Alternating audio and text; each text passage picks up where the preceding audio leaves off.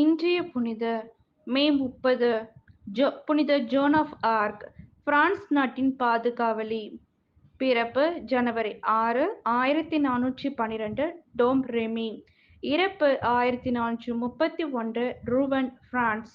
புனிதர் பட்டம் மே 16, 1920 திருத்தந்தை 15ஆம் பெனடிக்ட். இவர் புத்தகங்களையும் பாடல்களையும் நாடகங்களையும் பாதுகாக்கும் பொறுப்பில் இருந்தவர்.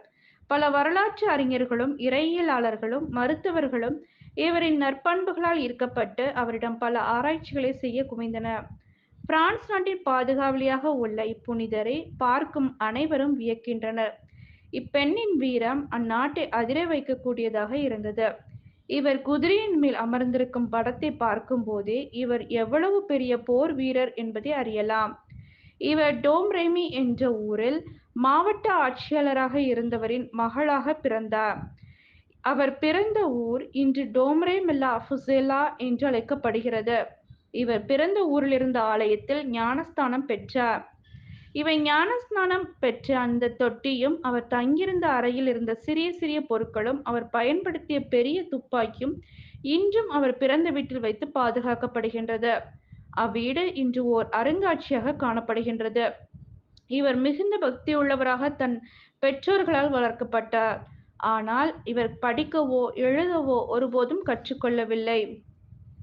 இவரின் வீட்டில் இருந்த தோட்டத்தில் எப்போதும் வேலை செய்வார். தனது 13ஆம் வயதில் தோட்டத்தில் வேலை செய்து கொண்டிருந்த போது ஒருவித சத்தத்தை கேட்டார். இங்கிலாந்து நாட்டிலிருந்து பிரான்ஸ் நாட்டிற்கு போர் வீரர்கள் போர் புரிய வந்ததை அப்போது அவர் பார்த்தார். நூற்றுக்கணக்கான இங்கிலாந்து போர் வீரர்கள் பிரான்ஸை கைப்பற்ற வந்ததை அறிந்தார். இதனால் தன் நாட்டை அவர்களிடமிருந்து காப்பாற்ற வேண்டும் என்று நினைத்தார். இதற்காக நாள்தோறும் தன்னையே தயாரித்தார்.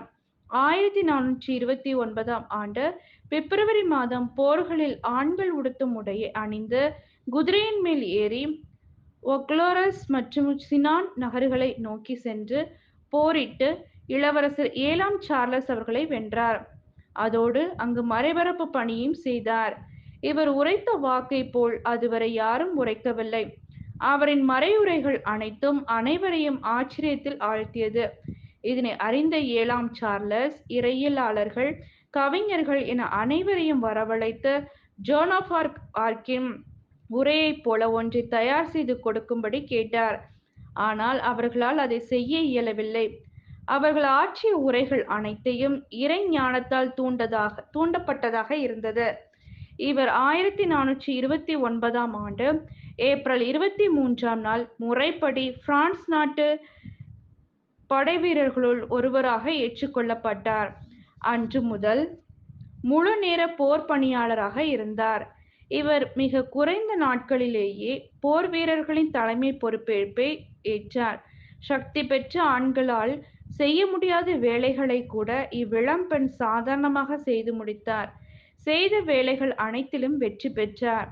1429ஆம் ஆண்டு ஜூலை 17ஆம் நாள் 7ஆம் சார்லஸை மனமாற்றி அவருடைய உதவியுடன் ரைம்ஸ் என்ற ஊருக்கு அழைத்துச் சென்று அங்கிருந்த பேராலயத்தில் அவருக்கு முடிசூட்டினார். இதனால் மன்னர் சார்லஸ் ஜோன் ஆஃப் ஆர்க்கின் காலடியில் விழுந்து வணங்கி நன்றி கூறினார். இச்செயலை பார்த்த மன்னருடன் இருந்தவர்கள் அதிர்ச்சியடைந்து அச்சமுற்று மன்னரின் மேல் கோபம் கொண்டார்கள். மேலும் பிறகு மன்னருக்கு ஜோன் ஆஃப் ஆர்க்குக்கும் எதிராக போர் புரிய ஆரம்பித்தார்கள். 1440ஆம் ஆண்டு இங்கிலாந்து நாட்டினர் பிரான்ஸ் நாட்டை முற்றுகையிட்ட போது மன்னனை பழிவாங்கும் விதமாக போரில் ஆர்வம் காட்டாமல் கடமைக்காக போர் புரிந்தனர்.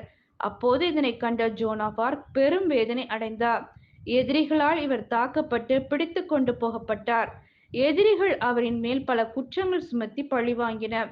எதிரிகளின் கொடுமையை தாங்க முடியாமல் சொல்லன்னா துயரம் அடைந்தார். பிரான்ஸ் நாட்டிற்காக ஏராளமான நன்மைகளை செய்த ஜோன் ஆஃப் ஆர்க் தன் 19ஆம் வயதில் ரூவன் என்ற இடத்தில் சுட்டெரித்து கொல்லப்பட்டார். பிரான்ஸ் நாட்டு இளம் பெண்கள் பலர் இவரது வாழ்வால் ஈர்க்கப்பட்டு தங்கள் வாழ்வை இன்றும் நாட்டிற்காக அர்ப்பணிக்கின்றனர். எதிரிகளை எதிர்த்து போரிடுபவர்களுக்கு இவரின் வாழ்வு சிறந்த ஒரு எடுத்துக்காட்டாய் உள்ளது. ஜெபம்.